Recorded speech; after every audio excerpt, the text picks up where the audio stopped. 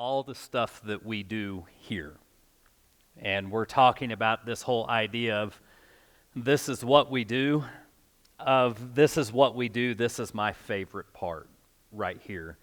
And over the next couple of weeks, we're going to be in the series that we are calling This Is What We Do. And we're going to highlight some of the areas of our ministry here. And we're going to kind of connect some dots in the process of helping us understand that what we do is driven by what we do.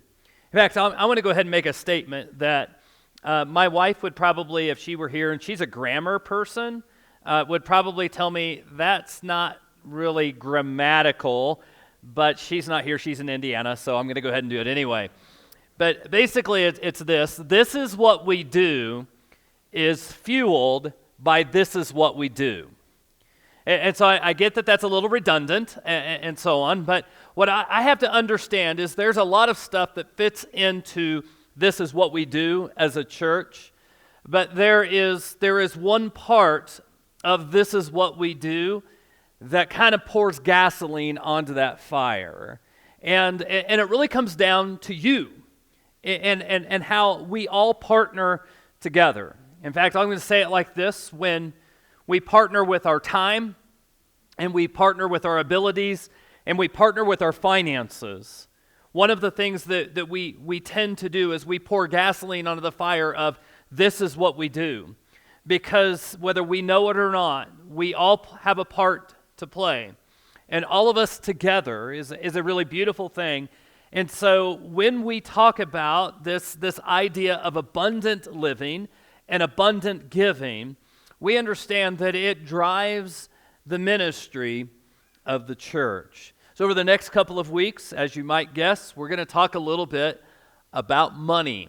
Now, as we talk about money, let me tell you a little bit about myself, because I'm one of those guys that I probably don't talk about money enough. And the reality is I grew up in the 1980s. So if you know anything about the 80s, it's the best decade of music. Anybody with me? Okay. My wife hates it when she gets in the car and it's on 80s on 8. She's like, can you just not get out of that decade right there? But also, it was also the decade of extravagance, and it was the decade of excess, and it was also the decade that had a lot of televangelists on TV. And I'll just give you a couple of examples. I won't give you the examples themselves, but while I was in college in Dallas during the early 90s, there was two different occasions where I had kind of those passing by encounters with people that were in the televangelist world. And I can just probably, the best way for me to say it is it was cringeworthy. To see how they carried themselves and the way they drew attention to themselves, and knowing that much of their life was connected with just asking people about money. And so I don't want to be that guy, but I will tell you God is a big God. And since God is a really big God, God can do abundant things with limited resources. In fact, this is what it says in Ephesians chapter 3. Paul is praying for the church. And as he is finishing his prayer for the church, he says this: now to him who is able to do far more abundantly than what we ask, or all that we ask or think, according to the power at work within us. That power at work within us is the Holy Spirit. That God is able to do abundantly more than what we can even fathom in our minds. And actually, there's a story in the ministry of Jesus, and I absolutely love to preach this particular passage right here, and there's so many different things that we can pull out of it, but there's a story in the life of Jesus where he displays the abundance of God. And so we find this in Mark chapter 6. And as you're turning to Mark chapter 6, let me just kind of give you a little bit of the setting of what is going on. Jesus had actually sent out the 72. He sent out the 72 followers, 2 by 2, and they went out to the countrysides, they went out to the villages, and they told people about Jesus. They performed miracles, they healed people. They did what Jesus was able to do. And so they had all now come back together, and Jesus was wanting to find a quiet place to go. He was wanting to go on a ministry retreat with his closest followers, get a little R&R, and celebrate the ministry that had been done. And so they're at the Sea of Galilee. And so they're at this point over here, and they get in a boat, and they're going across the sea, across the lake. And the people, knowing that they're crossing the lake, rather than respecting that they're going off by themselves, they kind of get, and they go from town to town, to village, and so on like that.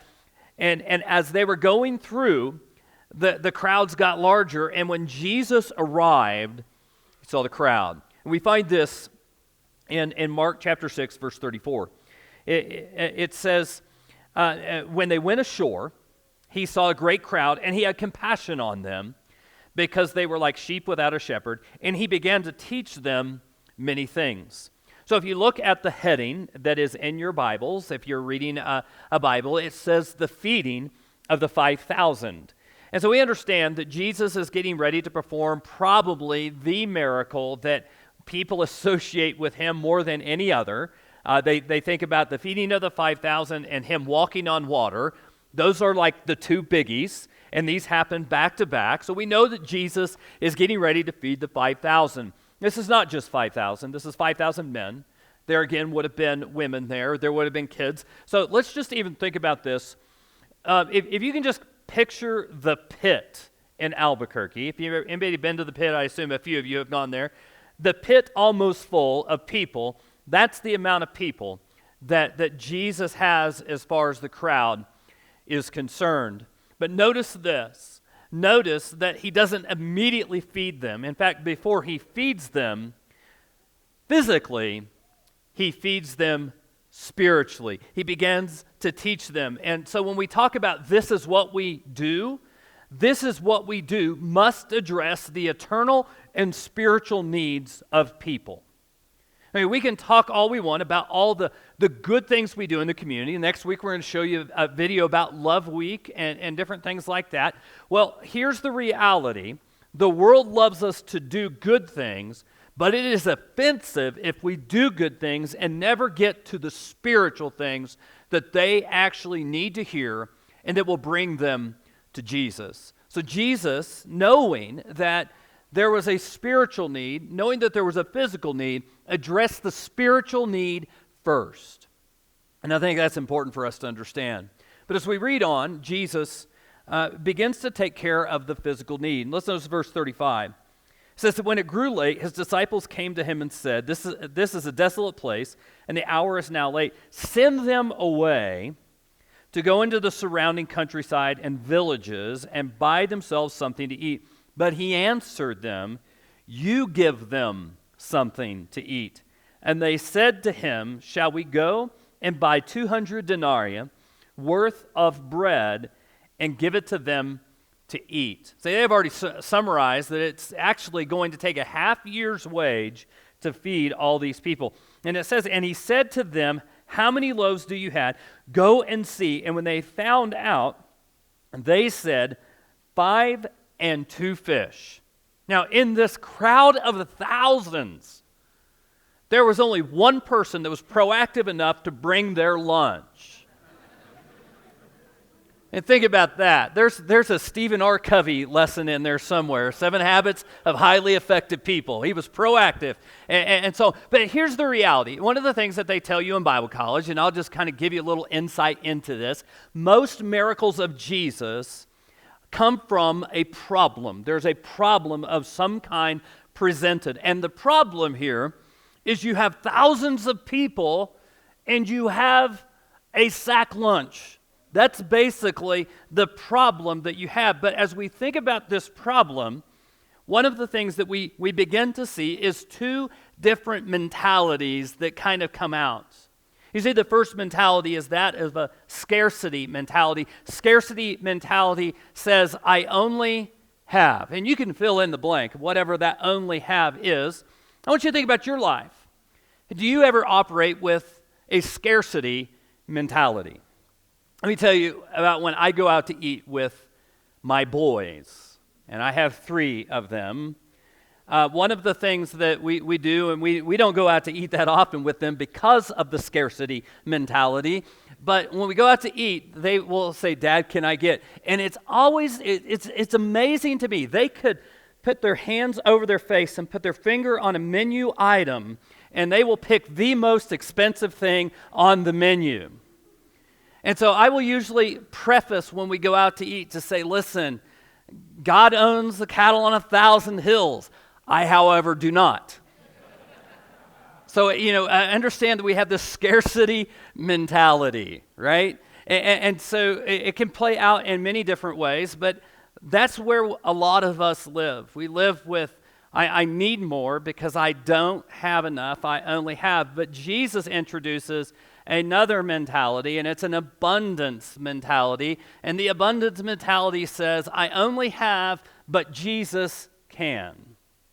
I only have, but Jesus can. Notice that they were saying, we don't have enough food, and it's going to, I mean, were there mathematicians, were they sitting there figuring out that this much food, because they said it's going to take a half year. It's a half year salary to feed all of these people. But Jesus' solution to this was, you give them something to eat.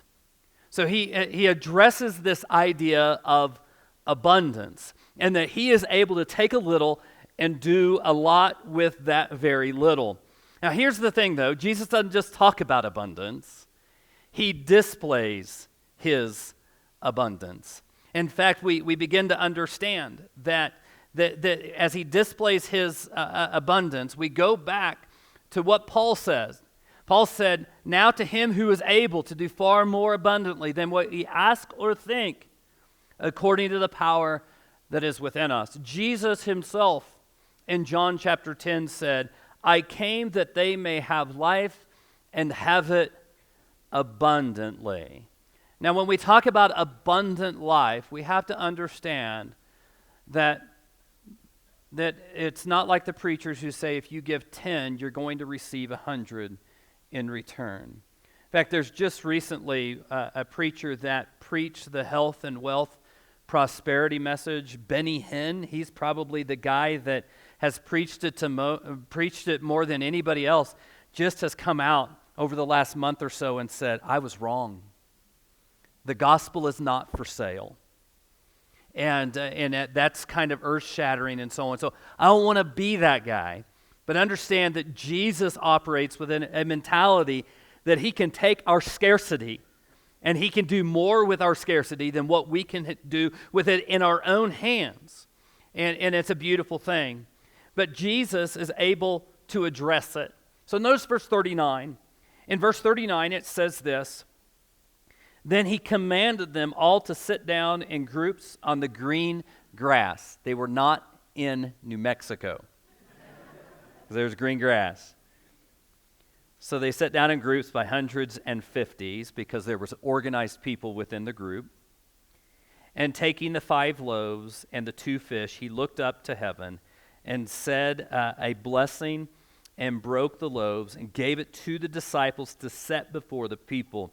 And he divided the 2 fish among them all.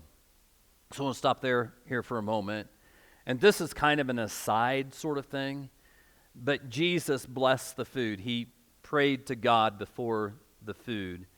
And I don't know if this is where the whole idea of praying before our meal comes from. But this is something that Jesus displayed in his own life, is that he even depended upon God with the basic necessities of life.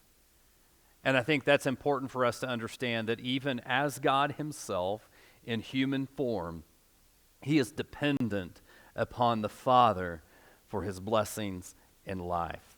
But then Jesus did something. He had everybody sit down. He had put everybody in groups of hundreds and groups of 50. And then he took the bread and he gave it to his disciples. So those of you who are mathematicians, let's just kind of assume with 12, you'll understand that it was not even a full loaf of bread that went to each disciple. And he gave it to each disciple. He did the exact same thing. If we're talking 12, 1/6 of a piece of fish goes to each disciple. And he says, now you feed them. You distribute this to them. In fact, as I look at this, one of the things that's important is for us to understand that I don't believe the miracle happened when Jesus blessed the food. I believe the miracle happened when Jesus distributed the food, and then further miracle as the disciples distributed the food. And so what Jesus does, this is the interesting thing to me, is Jesus takes scarcity and makes it abundant. But here's the cool thing. He took those who had the scarcity mentality, and they were the delivery system of his abundance. He said, now you do it. And I don't know how this took place because this boggles my mind. Okay, in my house, food goes away. And good food goes away quickly. I bought these little pieces of salami the other day and so on like that. They're really yummy, really good snack. Like the very next day, I went into the fridge and pulled out the crisper drawer and went, where in the world is this? Well, I had some. No, you didn't. You had all. Food goes away, right? But I don't know how this happened, whether they took a piece of bread and handed it to somebody and it just like, boom. I don't get this other than to say the miracle happened at the distribution. And Jesus depended upon those with the scarcity mentality to be the delivery system of his abundance. And I believe that is still true today, that Jesus would love to put our scarcity in his hands and allow us then to redistribute that. And here's the beautiful, beautiful thing. He depends upon us as his followers to be the delivery system of his abundance and his grace to the world. In fact, I remember several years ago we did a sermon series, Plan A, but the reality is there's no Plan B. God's Plan A for the world is the church, and it's always been the church and will always be the church. And so we have a great responsibility to be that delivery system to the world. And so here's one of the realities. When we serve, when we partner with our abilities and when we partner with our time, and I'm going to go ahead and say this about time, I believe that sometimes time is more scarce than our finances. That we are so busy in our world that we don't have time to do what sometimes God is asking us to do. So when we take our abilities and we take our time and we take our financial resources and we give them to Jesus, we get to be the delivery system of his abundance to the world. And that's a beautiful thing. And so as a preacher, what you might expect for me to do today is just simply say this: serve more, use more of your time, use more of your talents, use more of your money, give more, serve more, just use whatever and give more to the church. And a lot of preachers might do that. I'm not going to do that today. A lot of preachers might get up and wipe their brow with their handkerchief and say, my wife and I have decided that we're going to give double and we're just going to ask you to do the same thing. I'm not going to do that. Because as I look at this passage, there's something that is essential. There's a detail, there's a scene in this story that is essential, that without this scene, without this little part of the story, everybody goes away hungry. Without this one component, the greatest miracle that we always talk about in the church goes away. So I want you to go back to verse 34. And as you're going back to verse 34, I want you to think about, the setting. Jesus is wanting time away. He's wanting a time of respite. He's wanting a time of refreshment. God has created us for rest. And Jesus is wanting a little bit of that. And so he has got this grand plan that he's going to go off with his closest followers. They're going to talk ministry, and they're going to talk success, and they're going to talk about stories, and they're going to celebrate. But when he gets to the place where they're going to go and rest, there's a crowd. And as it says in verse 34 that Jesus sees the crowd. Notice this, when he went ashore, he saw a great crowd, And he had compassion on them because they were like sheep without a shepherd. I want you to think about this. Jesus did not see people as a drain. Jesus did not see people as an obstacle. He didn't see people with frustration. He didn't see people in such a way that's like, listen, I've got my own agenda. These people are getting in the way of this. Instead, it says that he saw. And I believe what he saw was different than what you and I would see. In fact, I know that Jesus saw something different than what I would see. The other day, I told my wife, just once I'd like to go to Walmart and not have to be on.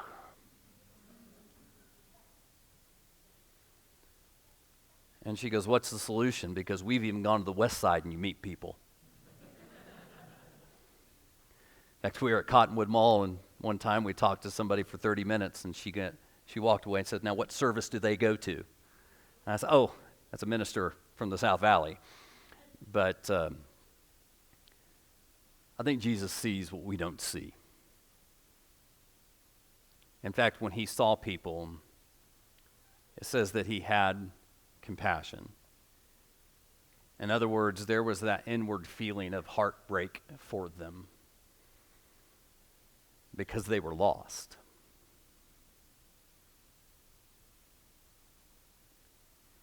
And I'm going to say it like this.